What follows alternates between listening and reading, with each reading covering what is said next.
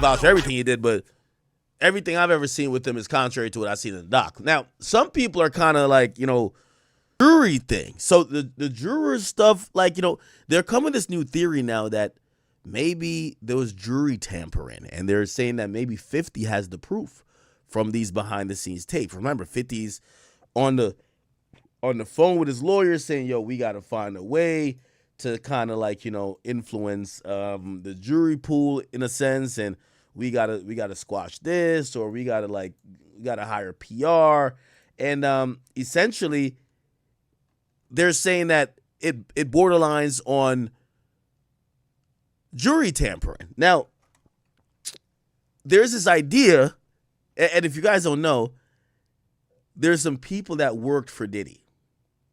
Some of them I know, and some of them were obvious. First of all, Diddy's lawyer was Tenny Garagos, one of them. Her father's Mark Garagos. I brought him up a lot. Mark Garagos is the lawyer I know most for the Chris Brown case. But he's a very popular lawyer out of L.A. He basically also kind of took up like this kind of like PR type of role during the like a lawyer PR type of role during the trial. Remember, Diddy's team realized that his lawyer kept putting his foot in his mouth. Remember, his lawyer's like, I don't know where a nigga gets 50 maybe he got it at Costco. And he was like, I don't know why. Shit, it takes me forever to get through one. Why? I don't know why somebody would need 50. So it's like he was making Diddy look guilty. And then he did the whole documentary. So they had to tell him, focus on court. And Diddy was right, because I would have fired him. Diddy was right. He was a great attorney in the courtroom, but he was not good to talk to the people. So they hired a bunch of PR people, and I guess, as he's filming some of these stuff behind the scenes, people feel like, there's jury tampering. And they're saying that TMZ, I gotta say, is getting ahead of this. By the way, Harvey Levin does a podcast with Mark Garagos, and they're saying some of these people who may have been involved on the media side of, kind of help kind of shift the narrative on Diddy while everything was going on, now that they know that 50 Cent, Diddy's mortal enemy, has the tapes in hand and may have some off-the-cuff conversations. Remember, there's a cameraman just like filming Diddy everywhere. He might have been like, yo, TMZ, man, yo, run that story on that bitch Cassie, man. Run that shit, man. Run it. Now, I'm not saying that's what happened, but we're seeing people kind of move a little bit different because they now realize all Diddy's conversations was taped leading up to his arrest. So check this out. And they're also thinking about jury tampering. Here we go. this is awful that Diddy owes his life to Mark Agnifilo, literally his life, because he could have gotten life in prison were it not for Mark Agnifilo, his defense lawyer, who had a brilliant strategy. And Diddy screwed him over when he hired this videographer to chronicle his life without telling Mark Agnifilo that when Diddy and Mark were on the phone, this videographer was recording what Mark clearly expected to be an attorney-client privileged relationship. Now, it is true that the client holds that privilege, the lawyer doesn't, but Mark's clear expectation was that this was a private conversation. These were private conversations, and that he and Diddy could talk openly, and Mark could talk to Diddy not just as a client, but as a person, and tried to guide him in a time leading up to his arrest. And unbeknownst to Mark Agnifilo, Diddy has got this guy recording the conversation as he's sitting there saying, "You are screwing the..." By the way, he's not talking about Garagos on this one. He's talking about Agnifilo. But by the way, Garagos was kind of, it was weird how they brought him on. But yeah. As I said, Diddy's paid for a lot of lawyers, a lot of PR. this up. You are messing up this case. We're losing. And knowing that that's on tape, and it's almost like he's performing for the camera and not telling Mark what's going on. And the really enraging part about it is that Mark Agnifilo won this case for Diddy with legal strategy. It wasn't just an accident that this jury that had heard all of this in the news before the trial voted not guilty on all the serious charges. It was Mark Agnifilo that did that. Yet Diddy secretly records this guy and embarrasses him. And yeah, you could say, well, Diddy never expected that it would end up being broadcast somewhere else. Well, okay, but Diddy was planning on using it, or he wouldn't have had it recorded in the first place. So it's just really, really unfair. And I know that in a way this sounds crazy, that I'm getting so upset about Diddy, and yet there's video of Diddy beating Cassie. Well, that's horrendous, but that doesn't mean you can't. Yeah, I actually disagree with Harvey on this. You're a celebrity lawyer. You're getting paid millions. Yes, Diddy, who, yes, he's a little bit pompous, he was thinking, I'm going to beat this shit. I'm going to, come out victorious. I'm going to film myself going through these moments. And if I am successful, as I think I will be, I will get to use what I want. I don't know how we're mad at Diddy for, obviously it's not a smart idea to film yourself, but he didn't put it out. The only dumb thing he did is that I think he should have paid for the footage, that the footage never came out. Look at something else as well. And I just think, as a lawyer, I just think this is just so outrageous that he would do something like this, and not even understanding what Agnifilo's legal theory was. Because I will tell you that when we did our first documentary on Diddy, which was 8 months before the trial, Mark Agnifilo said to me on camera that he is going to tell this jury that this was a successful black man that prosecutors were trying to take down because they couldn't get into his bank accounts because they were clean, and he couldn't deal with they couldn't deal with taxes because he wasn't committing tax fraud. So they go into his bedroom. And that's what Mark Agnifilo said 8 months before. And he goes into the trial, and he must have bought 1,000 bottles at Costco. And a lot of people just slammed him for that and said, how dare you? You're being disrespectful. The baby oil is the smoking gun in this case. Agnifilo knew all along that the baby oil was Diddy's best defense, because when Agnifilo got before that jury in closing arguments, he looked at them and he said, well, the feds came in with their armor and artillery and guns, and what did they do? All right, Harvey. Shout out to Harvey, though. That's my guy, but...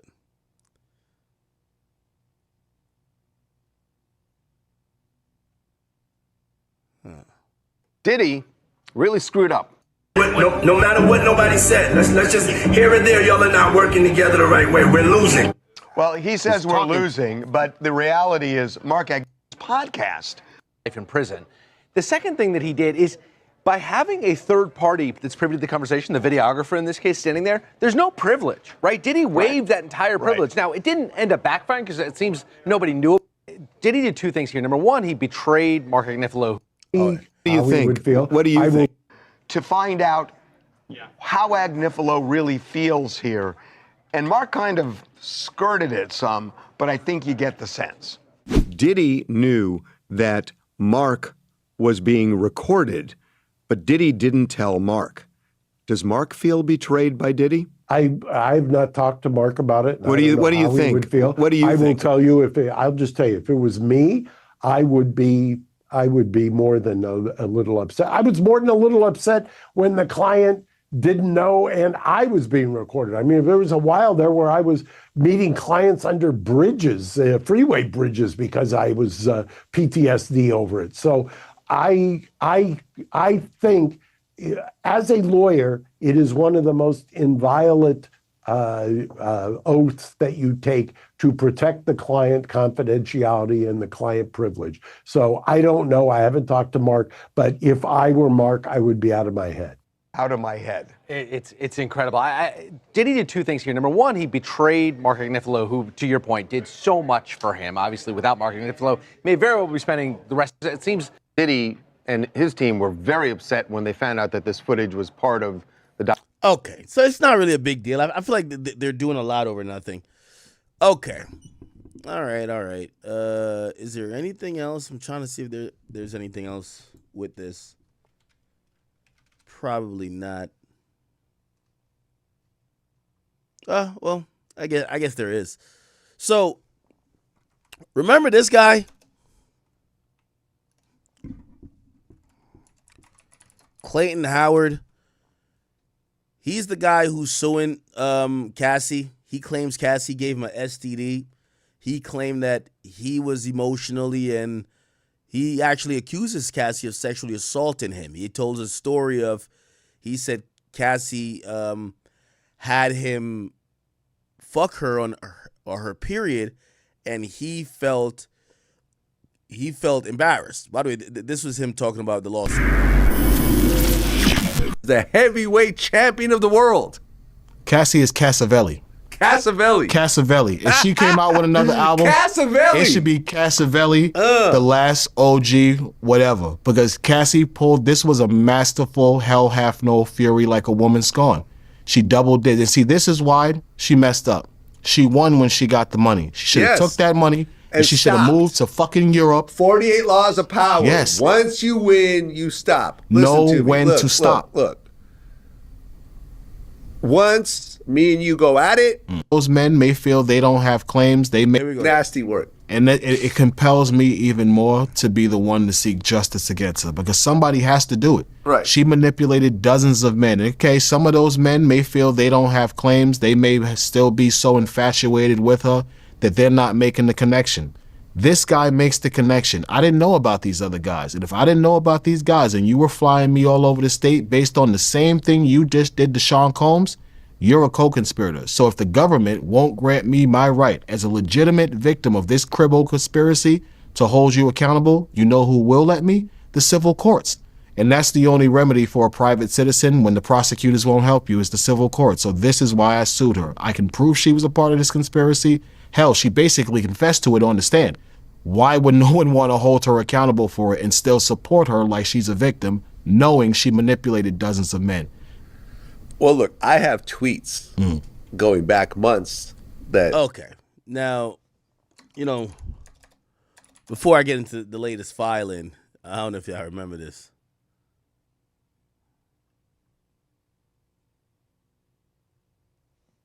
Hey, give me 1 second. I just want to refresh y'all memory of some of these stories. I thought this nigga was just lying at first. Shit, I still think that he capping a little bit. But he is very detailed. She still had unprotected sex with me, and that was the strange part for me. I didn't want to have unprotected sex with her. I wanted to put a condom on. But she insisted on it. She told me she was on birth, put a condom on. But she insisted on it. She told me she was on birth control now, so we didn't have anything to worry about. She seduced me into telling me it had been months and she was missing me and all of this other stuff. So I succumbed and I had unprotected sex with her again. But when I left, I remember thinking to myself, for her to just get pregnant and be crying and saying it was so traumatic to go back and do this again, I lost a lot of respect for her after that. And that's when I really started to look at her like maybe she was just a slut. And I don't mean that with any disrespect. Then he tells a story of how Cassie gave him chlamydia, bro. Check this out, dog. Update on that and explain to the people why you suing Cassie. Well, I'm suing Cassie because once I became aware of how vast what she was doing was, and I was able to connect the fact that I probably caught chlamydia because she was sleeping with dozens of men lying to me. And I learned a lot more about the law. I realized that for years she manipulated me by promising me money I never got, and basically just overselling a situation that she knew because I was in a less than a desirable financial position that I would go for. So what I'm suing her for is I'm suing her for the actual RICO that the government messed up on as the male victim that she sex trafficked. Because as you might know, it takes 2 predicate offenses in order to be guilty of a RICO, which is a commercial sex act and transporting someone over the state lines for the purpose of prostitution, which the trial totally revealed that she did. She testified to the fact that she personally sex trafficked me. She used a travel agent, and sometimes I would pay for it myself because she would ask me to pay for the ticket, and thinking it wasn't what it was, I would pay for the ticket. I realized I was victimized when I saw the extent of how much she had done. Because I used to talk to her. I didn't just walk into a room and put my penis in her. No, we would have hours-long conversations about life, what she wanted. Yeah, this nigga is one of the sex workers who fell in love with Cassie. Like, you know, this dude is interesting because, bro, how are you the hired meat and you fall in love with the man's woman? Like you supposed to go just fuck his woman, get the bread and dip.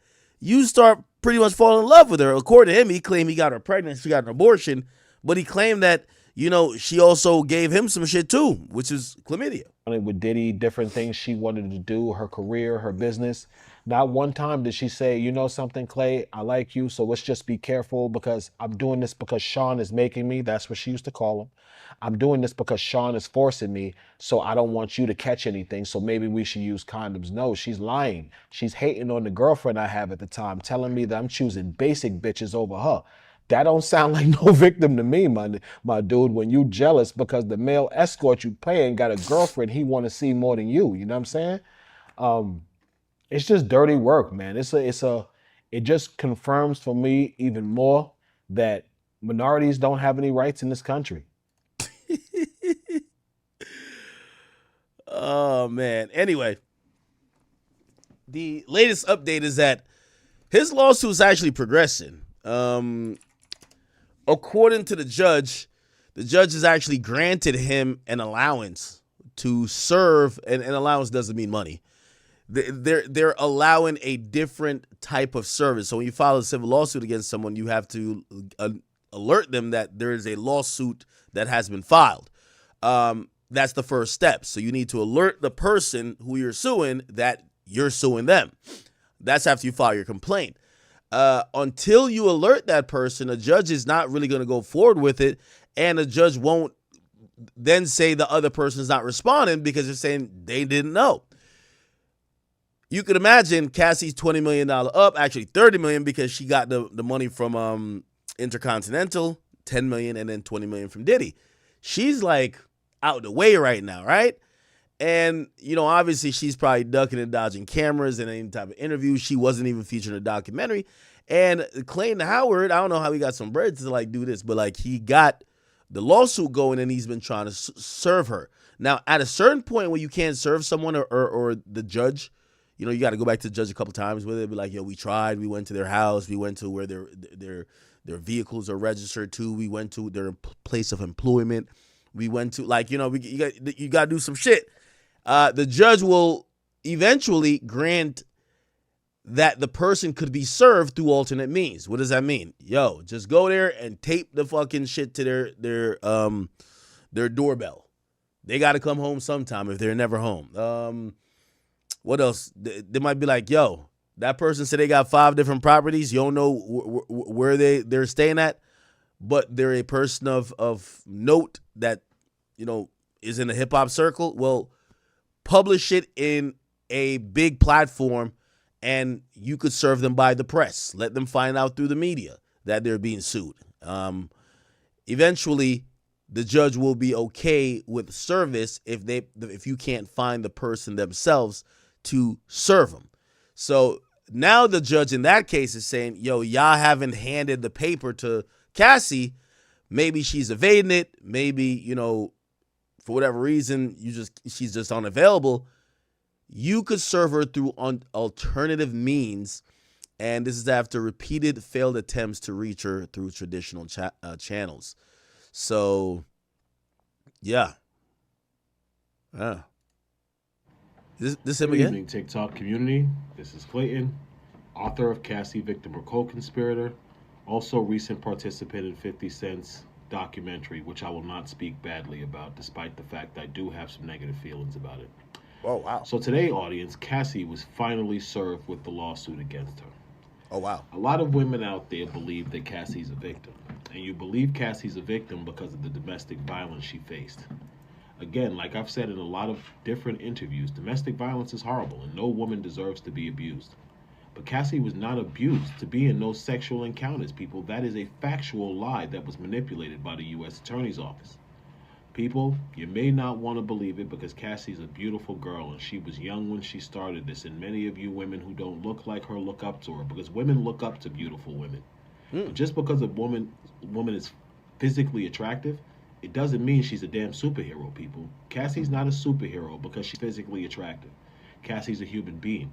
Cassie, like every other woman on this planet, is. By the way, one thing I do like about this guy, and I'm gonna give a compliment before I make a joke. He's pretty well spoken. I'll give him that. Pretty well spoken. I think he has a decent command of not only the English language, but his vocabulary is pretty vast as well. I will say though, I kind of look down on Cassie. If this was Cassie's favorite eater, like this thing got piranha teeth. Like Cassie must got she must got that roast beef joint down there. Ain't no way. Cassie got to have that roast beef joint down there. She was letting this nigga chomp on her pussy?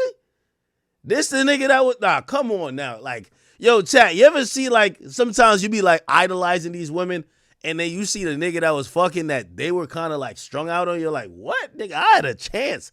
If he was fucking Cassie, bro, we all had a chance, bro. Come on, dog. Like, if this nigga was beating down them cheeks, this was Cassie's favorite eater. Like, yo, that's wild. That ain't wild, chat. Like, yo, that's wild.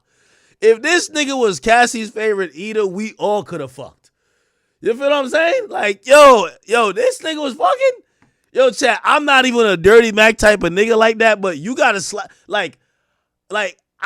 you'd have to use this type of line, like, yo. So one time my neighbor used this line on a chick, but it was talking about my brother. It was like, yo, because the dude he was like this. He was one of the best track athletes in his high school. He pulled up on a chick my brother had hit before, and he was just like, yo, I heard you let Act brother hit. Like, yo, you gotta let me hit. Like, it's one of those. Like, yeah, you probably gotta tell Cassie, like, yo, Cassie, this was your favorite eater? Yo, I definitely gotta fuck them. Come on, it's lit. Damn. Capable of deception and manipulation. Cassie lied, people, and I'm not gonna sit back anymore and pretend like this is not what it is. Yeah, man, I ain't gonna lie. This nigga got a razor blade teeth. He got, I ain't gonna lie to you, man. Like, yo. Many people hate Sean Combs because of the horrible things he has done to a lot. You niggas say he look like Beetlejuice. Yo, that's a fact. Yo, Clayton, I'm not even dissing you. I think you're intellectual. And listen, we men, so who gives a fuck about looks? Well, I guess in your profession, looks do matter, right? Because if you're the hired meat, pause. There got to be something going on. Maybe like down there, whatever, pause. But like, I would imagine if Diddy was hiring the dude, he's hiring somebody who Cassie could be attracted to, right? Yeah, he kind of do look like Beetlejuice a little bit. I ain't gonna lie to you. He do. A lot of people. Audience, I am not a fan of Diddy. He has done horrible things to people. But I am a supporter of those who may have been set up and maliciously prosecuted. Diddy was guilty, but the way he was prosecuted was wrong because the co-conspirator of that RICO was Cassie and Jane. Now, Jane I don't speak badly about. One, I've never met her. Two, she seemed like she had enough integrity in the end to tell the truth. Cassie is the only one still manipulating this victim position as she was forced to have these sexual encounters. Cassie was in love with Diddy. Cassie wanted to be the girl who showed Diddy that she was willing to do anything for him. People, I know this, I was there. For every woman who wants to go into my DM and you want to tell me why Cassie was a victim, stay the hell out of my DM. Because, baby girl, let me tell you something. # you wasn't there. You can't tell me about Cassie's victimhood when you weren't even there and you've never even met the woman. And oh, man.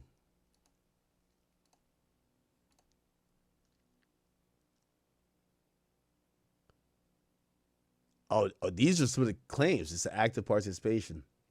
Howard claims that Cassie was just not a victim, as portrayed in her own lawsuit and Diddy criminal trial, but she was an active and engaged participant in manipulating and exploiting escorts.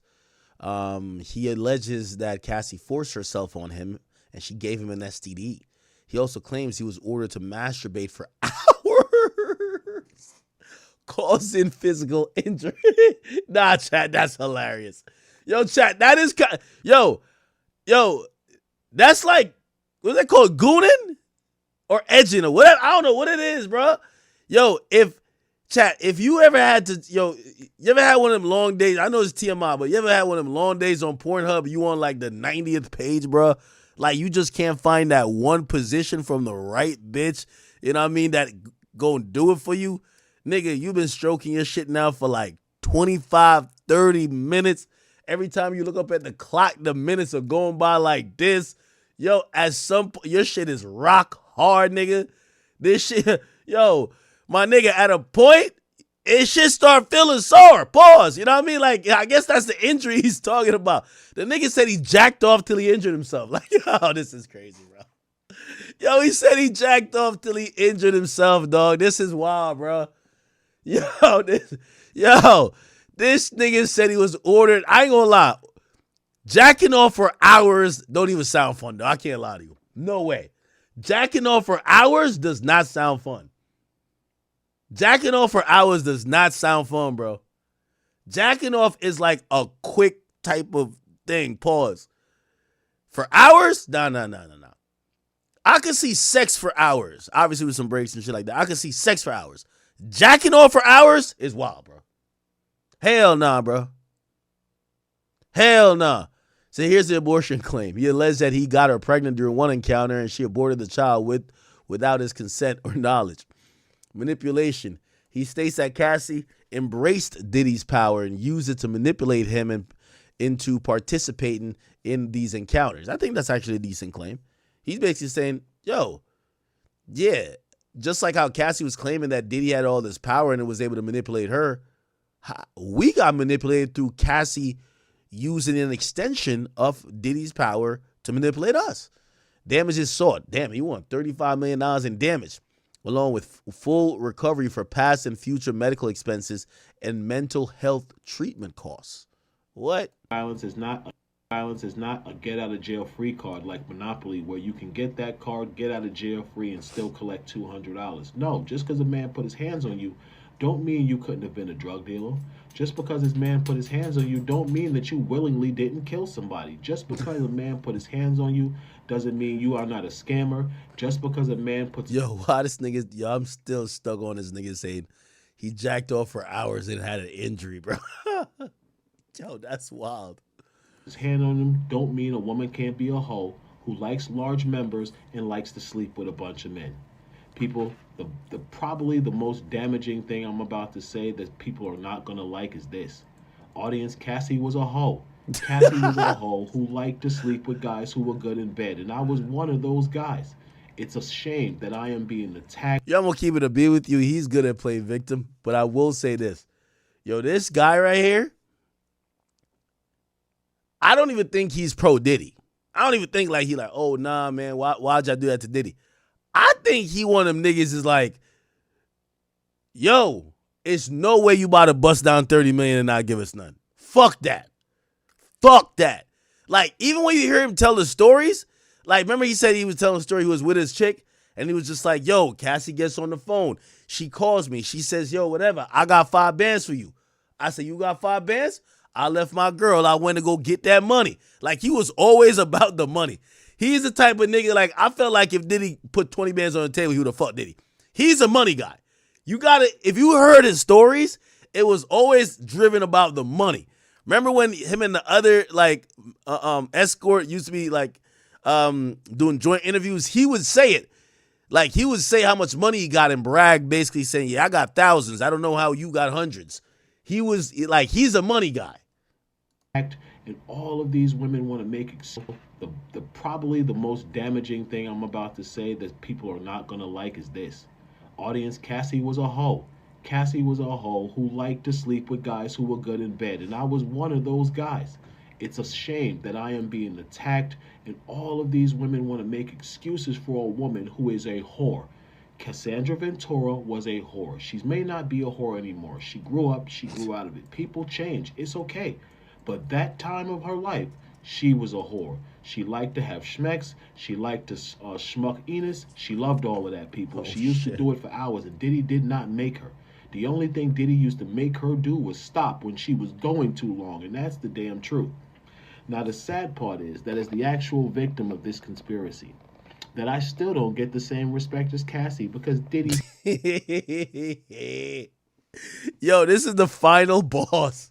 This guy is the final boss of all the bullshit that, like, liberal propaganda been pushing. Liberal propaganda is like, yo, everybody's a victim. When the victim speaks, whatever. But he's pointing out the blatant hypocrisy. Yo, is it because Cassie's a pretty attractive, non-melanated woman? That's why y'all believe her in her stories about a melanated man? But when I say that I was taken advantage of by Cassie, I'm not getting the same respect. I'm not seeing y'all rally to... Yo, you could tell, man, this guy's good. He put his hands on her because she stole his phone and the damn freak off, and the man got caught on camera putting his hands on her. Suddenly, she's the Mother Teresa of domestic violence. People, this is a horrible misconception that is being totally manipulated by people because they need Cassie's domestic violence to hate Diddy. You really don't need Cassie's domestic violence to hate Diddy. People, there is a million different reasons to hate Diddy other than Cassie. People, you need to accept the truth of what this is. Cassie is not a victim of that RICO. She is most certainly a victim of domestic violence, yes. She is certainly a victim of domestic physical abuse, yes, people. But it's not because of those sexual encounters. It's because she was in a relationship with a super rich and powerful man who was also horribly toxic and a drug addict. Those are the recipes for domestic violence.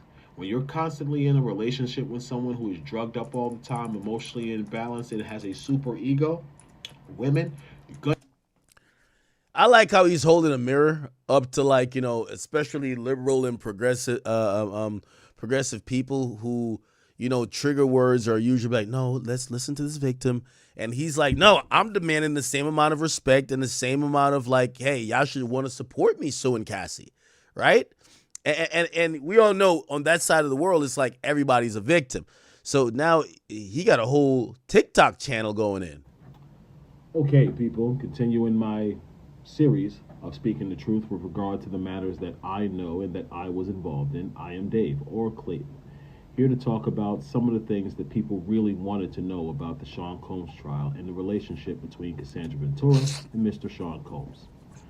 The biggest question I see in all my DMs, the biggest, I want to say, comment sector, are women who keep using the excuse that Cassie was drugged, and in her drugged state, she did all of these things because Diddy was drugging her. Well, audience, I need to tell you something that many of you are not going to want to believe, but it is the truth, and I can tell you this truth because I was there for almost 8 years. Are you ready? Sean Combs, not once did he ever drug Cassandra Ventura. What? I never saw him force her to take any drugs. I never even saw him to compel her to take drugs. The one thing I can remember several times I did see was him try to stop her from taking drugs and taking so many drugs because, unfortunately, women out there, you're not going to want to hear this, but Cassie liked to get high. Oh, yeah, Cassie liked to get high. She liked to smoke weed. She liked to take Molly. She liked to take ecstasy. She really liked to sniff ketamine. And these were the drugs and choices ketamine? That she was, from my experience, always engaging in. Now, why would I say these things now? Well, because they're the truth. Why didn't I say these things during the trial of Sean Combs? Well, for those of you who don't understand federal practice, there was a protective order that allegedly was supposed to keep silent those who were to be called as witnesses in the trial. Now, the U.S. Attorney's Office are very, very, very intelligent. What they did is, even though they did not call me, they had me under this protective order, and they kept BSing myself and my attorney into believing that we were going to be called momentarily and to be patient. Because, people, I wanted this over. I didn't even want to ever have to come out about this. I reached out to Cassie probably, I want to say, a year before Sean Combs was ever prosecuted. People, don't think I'm just some guy who's coming out for clout and attention now. That's not true. I tried to deal with Sean Combs and Cassandra Ventura behind the scenes before I ever came public, before this book was ever written. Oh, he wrote a book. But audience, Cassie is incredibly, I want to use the right word here. She is arrogant. She believes because she has been able to manipulate the U.S. Attorney's Office and the general public into believing she's a victim of these RICOs based off these domestic violence, that she's going to be able to lie her way out of this. And unfortunately for Cassandra Ventura audience, Clayton Howard's not going to let that happen. See, the true victim of those RICOs was myself. Now, people might say that I got paid, but let's do some comparison here. I got a couple of $1,000s to fly. See, I told you, he bought that bread. From Miami, I want to say New York to California, from New York to Miami a few times. Okay, it's paid schmexual work. The truth about the life of Clayton Howard at that time, people, is that I had a girlfriend, and I was in a committed relationship, and that's the truth. You know, it said I was a sex worker, and yeah, unfortunately, when I was released from prison many years ago, I needed money, and, you know, I was in excellent shape. I was propositioned by women. I referred to myself as a schmex worker because it was the truth, people. If I received money from a woman to have schmex with her, that's what that makes me. But people, I didn't advertise as a schmex worker because the truth is you can. It's illegal. I think he's avoid saying sex because he's on TikTok. I advertised as a massage therapist who was giving people massage, and I'll tell you the truth. In the course of doing that, I was propositioned by dozens of women because I had a great body. I still do. I wear clothes now. I'm a little smaller, but I have an excellent physique. So because of this, in these rooms, because I had gifted hands with women and I was very cool, I got propositioned by women. Cassandra Ventura, out of all the clients I ever had in the past, is the only woman who contacted me directly on the first day, and I want to say almost directly implied that she wanted a schmexual encounter from the very first experience. She never told me she was in the house with someone, with someone else before I got there, but the way she talked that first time we talked, I knew what she wanted when I got there. I'll just be honest. And I was intrigued by it because she sounded so attractive, people, that I was so intrigued I went. I think I've told this story before. I never saw Diddy make Cassie do drugs. I can tell you for a fact that there was one time Cassandra Ventura overdosed with me present, Dave, that she actually speaks about during the trial. And she also states that after she had this overdose that Sean Combs made her have a schmexual encounter. Audience, that's a factual lie, and I can say it because I'm the guy she's talking about. Cassie had taken some, I want to say this. She had taken rugs. She'd taken these rugs. She was like super enthralled. The drugs were running through her system, whatever you want to call it, and she overdosed. And she passed out for probably, I want to say, 6 to 8 hours. So myself and Mr. Combs are locked in this, I want to say, 400 or 500 square foot hotel room, Holiday Inn, for hours, trying to wait for some sign. Okay. We've heard the story already. All right, Clayton. Good luck, brother. All right.